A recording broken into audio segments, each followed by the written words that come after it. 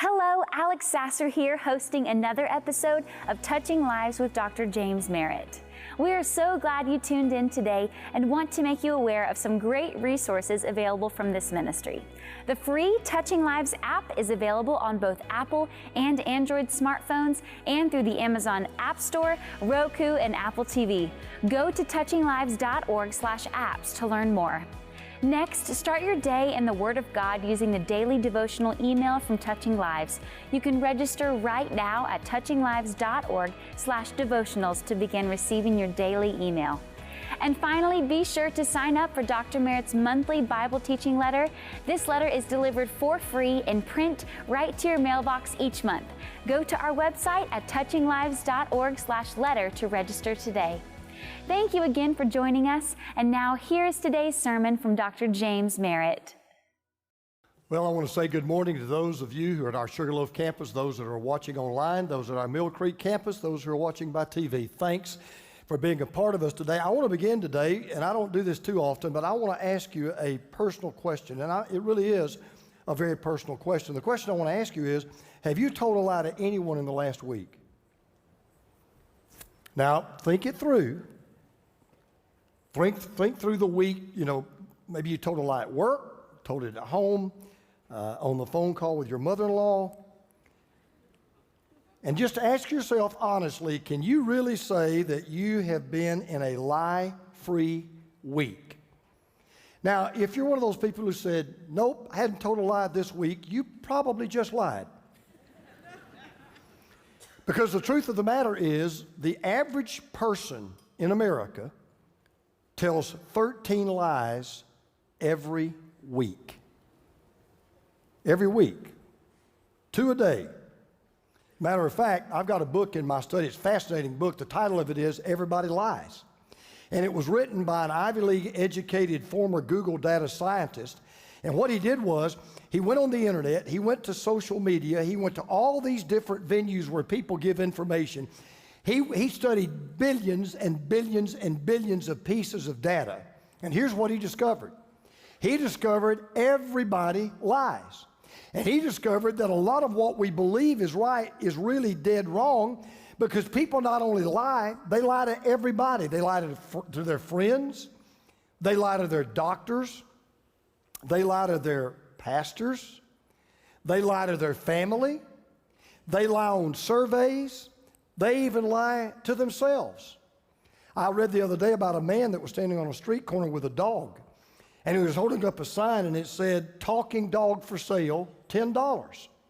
Well, this guy walked by and he said, "Are you serious about that?" He said, "Well, yeah, I am." He said, "Man, that dog can't talk."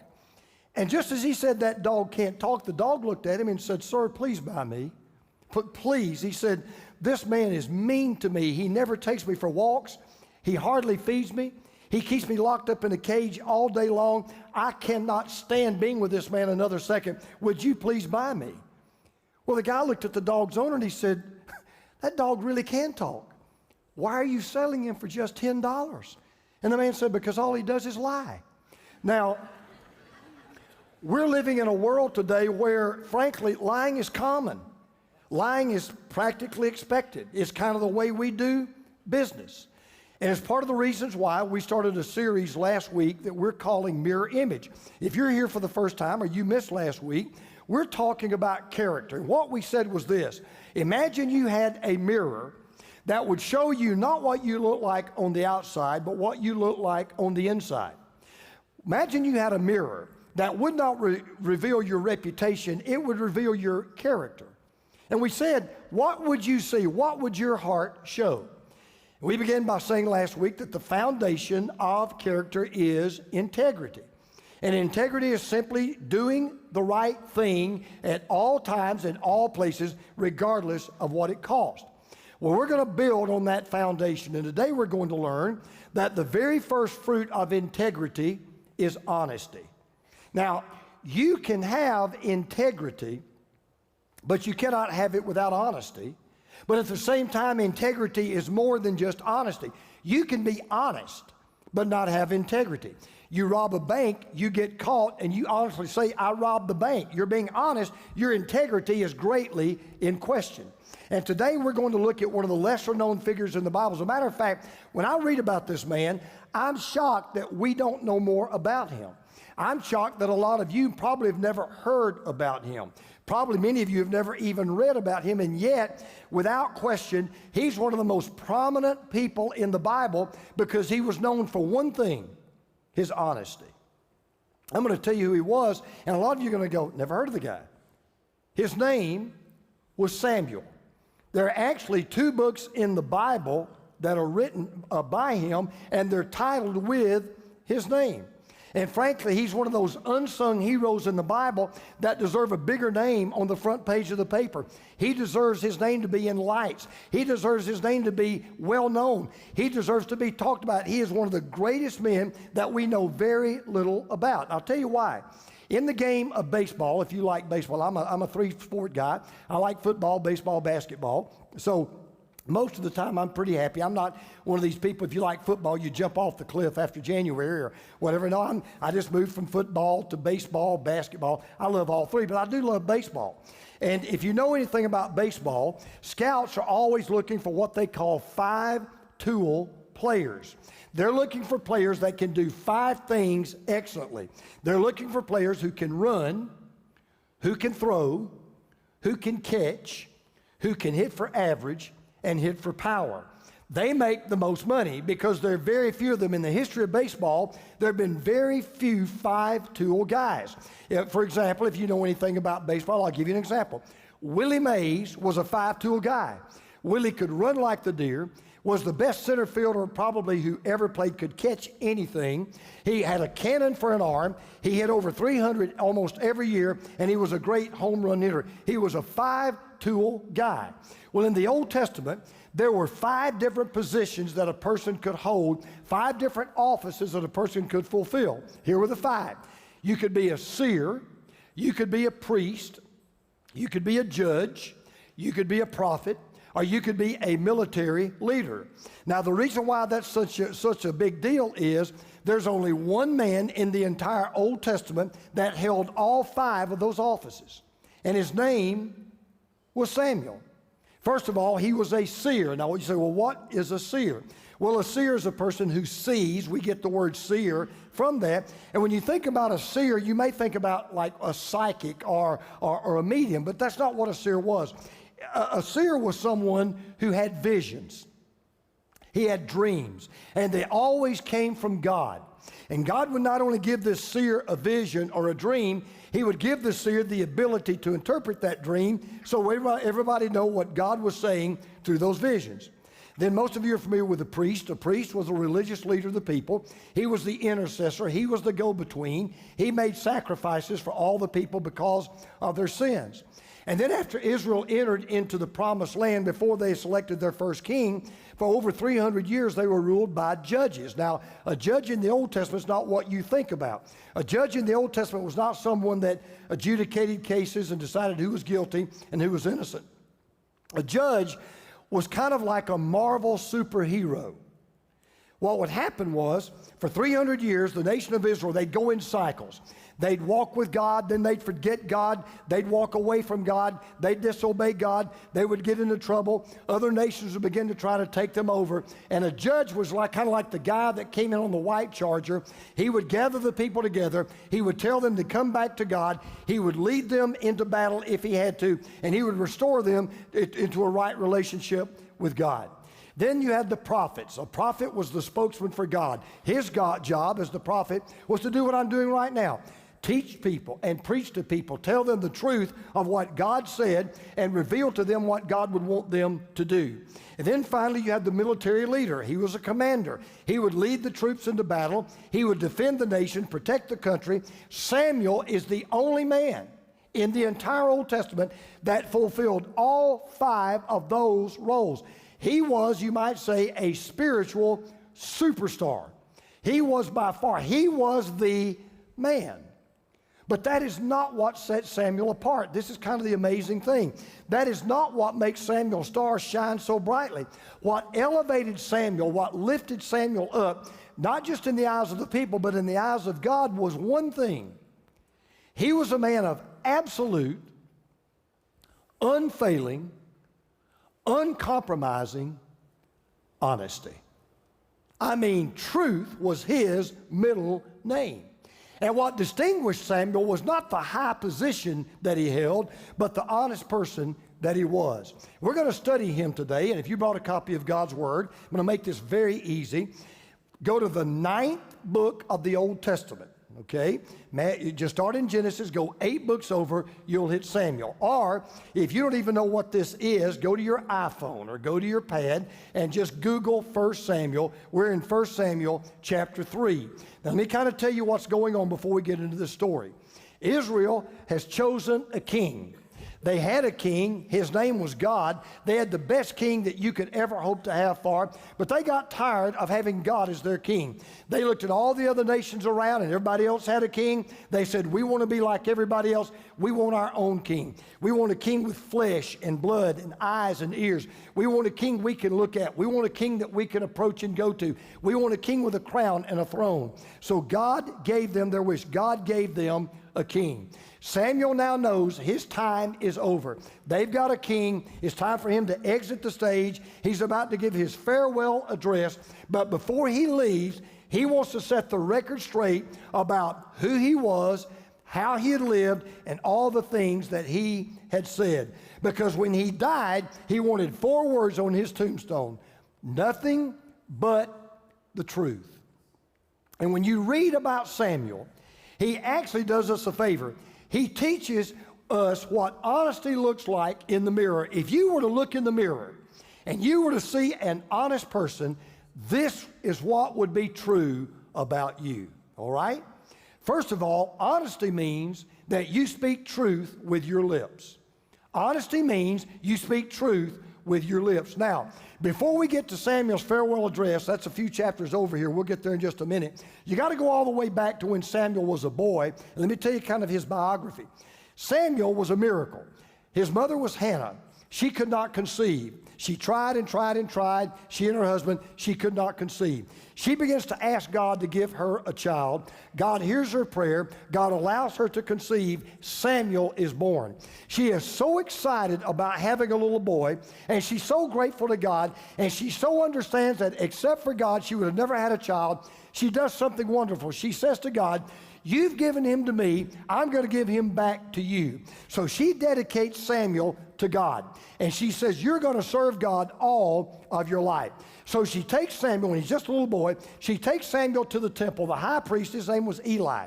She takes Samuel to the temple. She says, Eli, I want you to adopt Samuel. I want you to become his foster father. I want you to become his guardian. I want you to become his mentor. I want him to become just like you. Because we're told back in that day, there were very few visions from the Lord. So Samuel goes and he's been living with Eli for a while. And one night he goes to bed and he hears this voice calling his name. He thinks it's Eli. So he gets up out of his bed and he goes into to Eli's bedroom and he said, did you call me? And Eli said, well, no, I didn't call you, and sends him back to bed. Second time, he's about to go to sleep. He hears this voice calling his name. Samuel says, okay, it's got to be Eli. He goes back to Eli the second time. Nope, wasn't me. Third time it happens all over again. Samuel hears his name. He goes back. Now Eli's kind of figuring out what's going on. He said, I don't think, it's not me. I think maybe God's talking to you. So he said, Samuel, here's what I want you to do. If you hear that voice again, here's what I want you to say. Speak, Lord, for your servant is listening. Samuel goes back to bed. His name is called. He says, speak, Lord, for your servant is listening. And then the Lord reveals to Samuel in a vision something that Samuel wished he didn't see. He reveals to Samuel what is going to happen to Eli. Because Eli, as great a man as he was, Eli had failed miserably. He had 2 associate priests. They happened to be his sons. And his sons were doing terrible things. They were defiling the altar. They were actually skimming money off the top. They were taking offerings that did not belong to them. And on top of all of that, they were actually sleeping with other women in the temple. And Eli had turned a blind eye. Eli had not disciplined his sons. Eli had let this business go on. So now God's telling Samuel, this is what I'm going to do to Eli. So we pick up the story. And the Lord said to Samuel, see, I'm about to do something in Israel that will make the ears of everyone who hears about it tingle. At that time, I will carry out against Eli everything I spoke against his family from beginning to end. For I told him that I would judge his family forever because of the sin he knew about. His sons blasphemed God, and he failed to restrain them. Therefore, I swore to the house of Eli, the guilt of Eli's house will never be atoned for by sacrifice or offering. Now you're Samuel. You're just a little boy. You're about 10 years old, maybe 11. You're shocked. You're stunned. You're saddened. Because remember, his hero was Eli. This was a man that had taken him under his wing. This was a man that had shown him the ropes, taught him the tricks of the trade. This was a man that poured his life into him. And Samuel is the last guy in the world that wants to go tell Eli what the Lord said. So he decides to say nothing, but inevitably you know what's going to happen. Samuel lay down until morning and then opened the doors of the house of the Lord. He was afraid to tell Eli the vision, but Eli called him and said, Samuel, my son. Samuel answered, here I am. What was it he said to you? Eli asked. Do not hide it from me. May God deal with you, be it ever so severely, if you hide from me anything he told you. Whew. So you're Samuel. What are you going to do? I mean, you're not even old enough to drive a chariot. You're not even shaving. This man is your hero. He's your mentor. He knows more about the Word of God in his finger than you know in your whole body. You know what you want to tell him?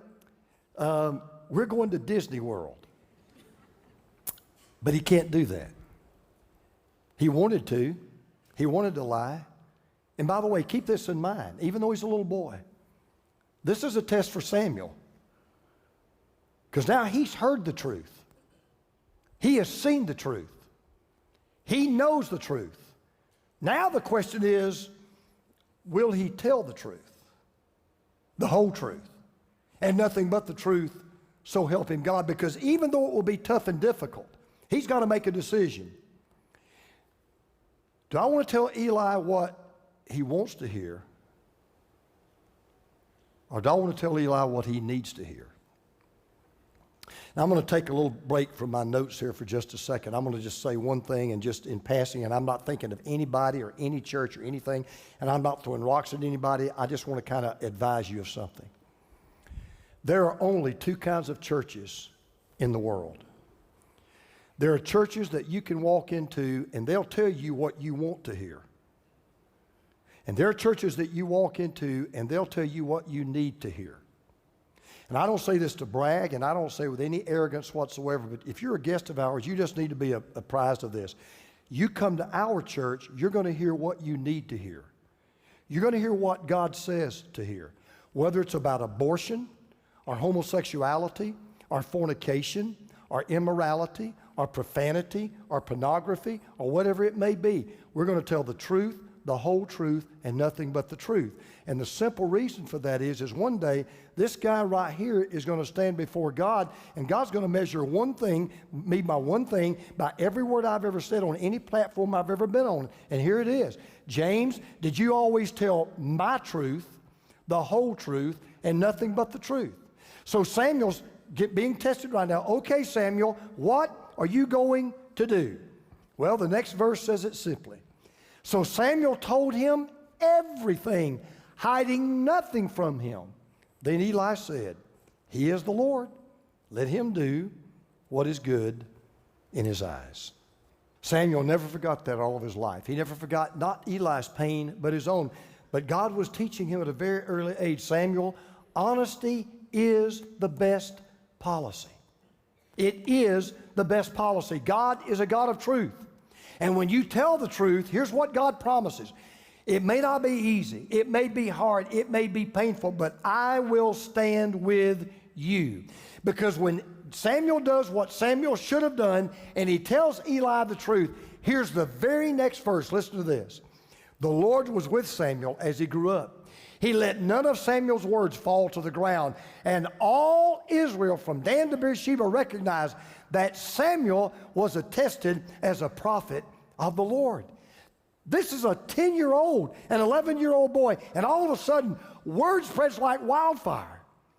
There's this kid. He's like 11 years old. This kid will tell you the truth no matter what.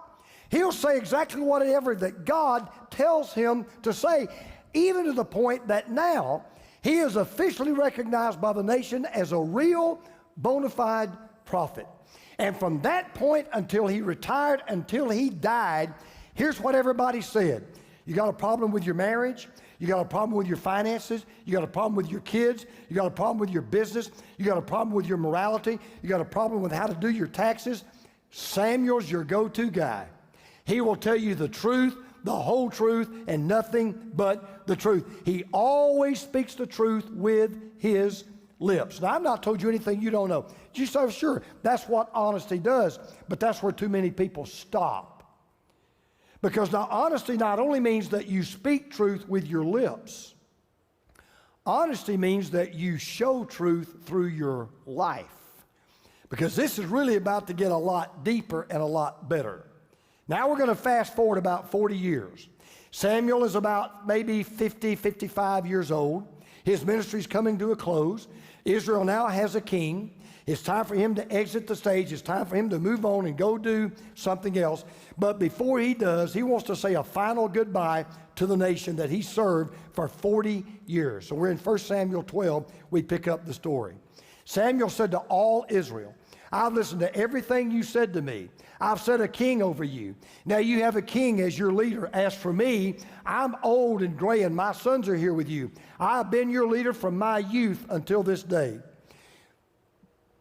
That's right, my youth until this day. I got kind of lost in my own thoughts there. Samuel has a 40-year track record. He says, you know what? You've watched me since I was a boy. Many of you have grown up with me. I went to school with a lot of your kids. Some of you taught me. I've worshiped with you. You brought your problems to me. I've gone into battle with you. And then he's kind of setting them up because he makes one of the boldest statements about character you will ever find anywhere, not just in the Bible, but in all of history. Listen to what he says. He says, here I stand. Testify against me in the presence of the Lord. He's talking to the whole nation. Testify against me in the presence of the Lord and his anointed. Whose ox have I taken? Whose donkey have I taken? Whom have I cheated? Whom have I oppressed? From whose hand have I accepted a bribe to make me shut my eyes? If I have done any of these things, I will make it right. Now he's standing before the entire nation. Neighbors he grew up playing with, kids he went to school with, people who taught him, people he did business with, his family, people that know him inside and out. He says, listen, I want a full-blown audit. I want you to open the books. I want you to check the records. I want you to investigate your witnesses. You see what you can find. I don't need a lawyer.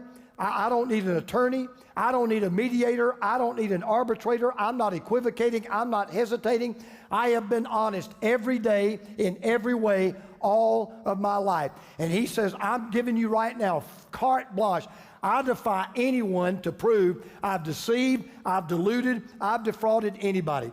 Check my tax returns, check my expense reports. They're accurate to the penny. I have never played favorites. I've never taken any bribes, because to Samuel, honesty was not just the best policy, it was his policy.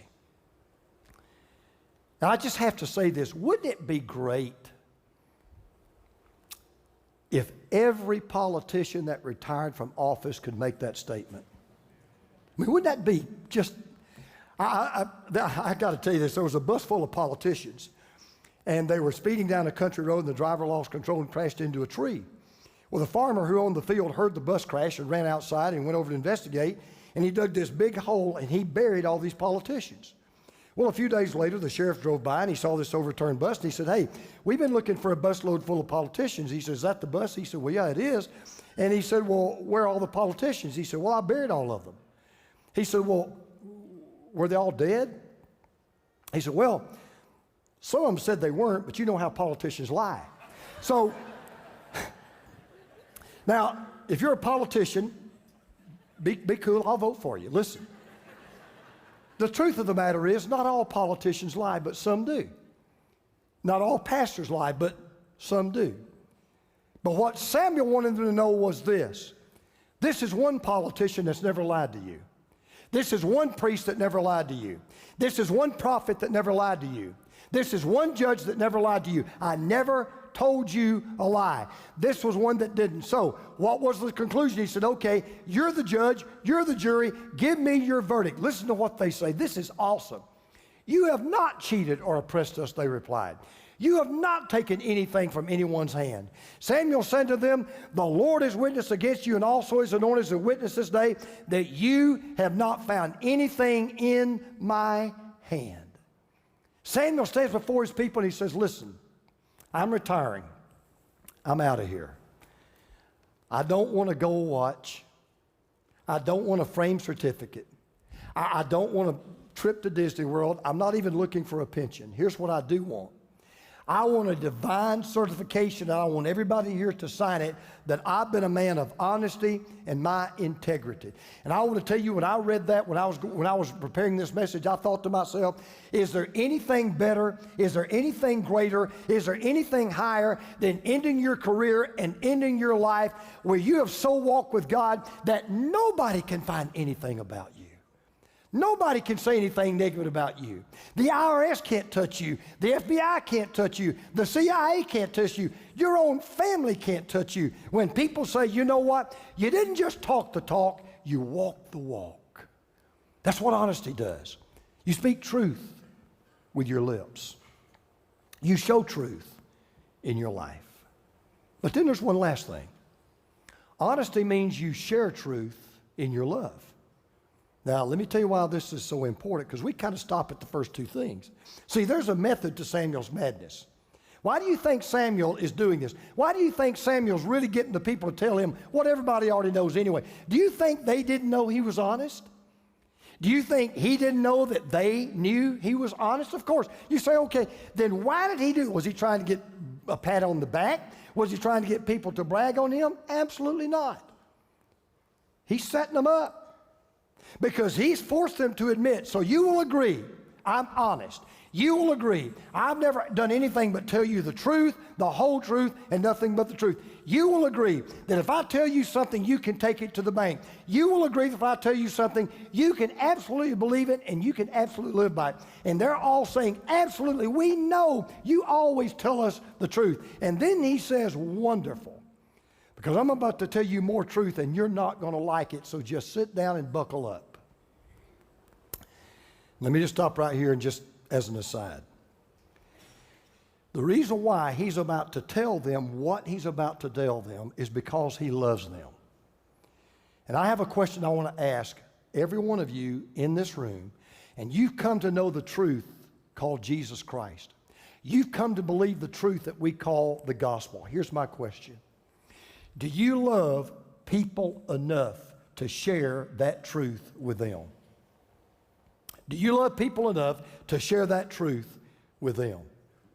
Because the most important truth you will ever share with anyone is the gospel. The most important truth you'll ever share with anyone is this. You're broken, but God can fix you. You're lost, but God can find you. You're a sinner, but God can save you. As a matter of fact, God loves you so much, he sent Jesus Christ to die for you, brought him back from the dead so that I would have the truth to tell you and that I would tell you the truth. And we think it's such a big, big, big deal. Samuel loves his people enough. He says, okay, let me tell you the truth. I want to prepare you for what is about to come. So here's what we read in verse 7. Now then, he says, stand here. Now, this is important. Look, just keep that in mind, because I'm going to confront you with evidence. That's important. Before the Lord, as to all the righteous acts performed by the Lord for you and your ancestors. Now, it's often been said that the reason why, that one thing that we learn from history is we don't learn from history. So Samuel said, your ancestors made some big mistakes, and I want to make sure you don't make the same mistake. So I love you enough to tell you the truth. So he says, stand here. Now, you don't know this, but in the Hebrew language, that has a judicial nuance to it. And what he's basically telling them is, court is in session. I am the prosecuting attorney. I want you to sit still, and I want you to listen. I'm going to confront you with evidence, which literally means we're going to decide a case of litigation. And Samuel's about to present his case, not just about the righteousness of God. They know that. He's about to share with them how all of their ancestors kept doing something over and over and over and over. They would rebel against God. And every time they rebelled against God, every time they turned against God, they always got in trouble. And there's one part of this sentence that bites like a shark. He says, they forgot the Lord their God. He said, I want you to learn something. I'm trying to help you. Every time you forget God, it will bite you in the rear. Every single time. Every time you forget the Lord your God, you're going to wind up in one big mess. And I can just say this even today in the 21st century. If I can say this because I'm not the president, but if I was, I'd say it anyway. The number one problem we have in our country, it's easy. We've forgotten God. Period. We've forgotten God. Alzheimer's is a terrible disease. Terrible. But there's nothing worse than spiritual Alzheimer's. When individually, or as a family, or as a nation, or as a world, we forget God. And Samuel pulls no punches. In fact, he goes on to share in this chapter, he says, let me tell you 3 ways you know you've forgotten God. Let me tell you 3 things you'll have in your nation when you know you have fallen God. When you have fallen into this pit, you will know it because there will be 3 things you'll see in your nation. He said, first of all, you'll see idolatry.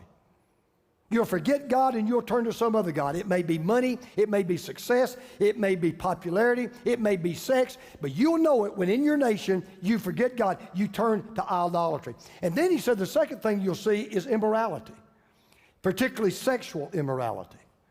And he said the third thing you'll see iniquity. And what that means is you just kind of do your own thing, go your own way. You put God on the shelf. We don't need God. Let's kick God out of this. Let's kick God out of that. Let's put a curtain over God and just do what we want to do. So Samuel closes with these words. You be sure to fear the Lord and serve him faithfully with all your heart. Consider what great things he has done for you, yet if you persist in doing evil, both you and your king will perish. Now, you talk about truth. He said, let me leave you with this. When it comes to knowing God and loving God and serving God and obeying God and remembering God and worshiping God, it's not just about religion. As a matter of fact, it's not even about religion. It's a lot bigger than religion. He said, here's how important it is. It is literally a matter of life and death. Because if you don't remember God, worship God, love God, serve God, fear God, you and your king will perish. So, this superstar Samuel began his life by being honest and telling nothing but the truth. And he walks off the stage doing exactly the same thing. There was a young lady that was lying out on the beach and she was sunbathing, and a little boy in some swimming trunks came over to her, and he was carrying a towel, and he said, excuse me, ma'am, can I ask you a question? She said, sure. He said, do you believe in God? And she sat up. She's kind of shocked by the question. She said, well, yeah, I believe in God. He said, you go to church? And she said, well, yeah, matter of fact, I do go every Sunday. And he said, Do you believe the Bible? And she said, well, yeah, I believe the Bible. He said, well, do you pray? And she said, well, absolutely, of course I pray. And now she's really curious where this boy was going. He said, so you believe in God, go to church, read the Bible, pray? Absolutely. Relief comes over his face, and he looks at her and he says, would you hold my $2 while I go swimming?